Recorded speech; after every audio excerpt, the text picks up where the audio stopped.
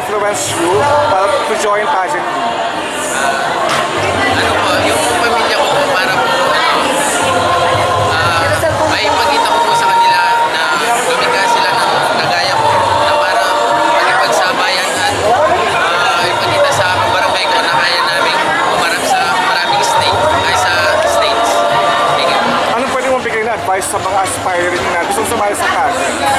May ibibigay ko lang po na advice sa mga youth natin po na magpakatotoo at lumaban kahit kinakabahan po kayo. Yun lang. Good luck later and thank you for this interview. Nice meeting you. Good afternoon. What is your name? Hello, my name is Jason Kyle Panga from Barangay San Lorenzo. So my question is, who influenced you to join pageant?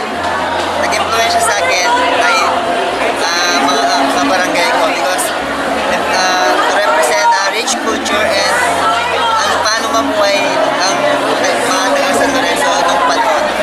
Anong pwede mong bigay na advice sa mga aspiring na gusto sumali sa pageant?